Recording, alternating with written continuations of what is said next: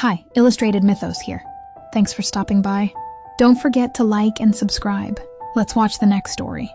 The air over the Shetland Islands was perpetually laced with the bite of salt and the cry of gulls, a land of sharp, sea-scoured stone where the kindest legends were often the least known.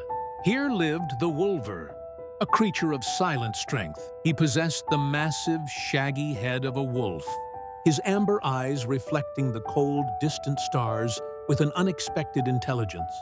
But the powerful, fur-covered body of a man, his coat was a deep, mottled brown, a perfect camouflage against the heather and granite. He was a paradox, a beast of the wild with a gentle heart. Known not for savagery but for his quiet benevolence, his home was a damp granite maw of a cave, high on a hill overlooking the scattered, rough-built crofts of a fishing village. The villagers were hardened by the North Sea, their faces etched with the lines of worry and weather, their hands strong and calloused. Among them was Ilara, a young woman whose flaxen hair was usually whipped loose by the relentless wind, and whose eyes, the color of the cold gray sea, held a perpetual, gentle worry. She was thin, but her spirit was resilient. Her chief concern was her younger brother, Phelan, a boy of 6 whose skin was pale as milk and whose deep-set blue eyes were losing their light as a particularly savage winter clamped down.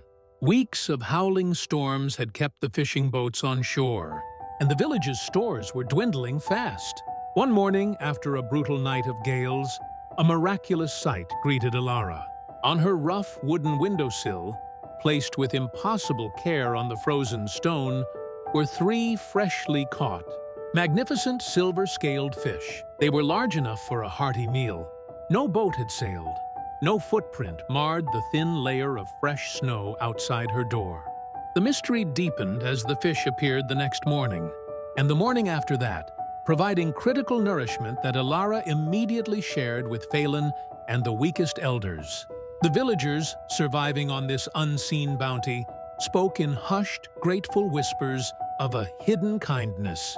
Ilara, however, was determined to thank their unseen benefactor. On the 4th night, wrapped in a thick, homespun shawl, she pressed her eye to the narrow crack in her shutter. The cold was a physical presence, but she remained motionless. As the moon, a fat, cracked porcelain disc, climbed the sky, casting the landscape in stark silver, a massive figure emerged from the high, dark slope of the hill. It moved with a silent, powerful grace. The Wulver. She watched as his thick, powerful muscles flexed beneath his hairy hide with each step. He stopped at her window, his great wolf head lowered, sniffing the air. In his surprisingly dexterous, clawed hands, he carried a small, woven net. Gently, he placed the fish on the sill, his amber eyes fixed on the cottage for a long moment of intense, quiet concern. He then turned to leave, already merging with the shadows. Ilara's heart hammered, but fear was absent, eclipsed by a profound awe. She saw only a selfless guardian. Slowly, deliberately, she unlatched the wooden shutter and opened the window just a crack. "Wait," she whispered, her voice barely a breath against the cold. The Wulver froze mid-stride, his triangular, tufted ears swiveling. He had never been addressed by a human. "Thank you," Ilara continued, resting her hand on the sill. "You have saved my brother. You have saved us all." The creature's gaze locked onto hers. In that stretched silence, a wordless promise passed between them. The Wulver offered a slow, solemn dip of his great head, a gesture of acknowledgement. Then he bounded with a fluid, silent power back up the snowy incline and disappeared into the mouth of his cave. The fish continued until the spring sun melted the snow and the fishing fleet could finally sail. The villagers never knew the truth, praising the good thing of the hills, but Ilara carried the secret.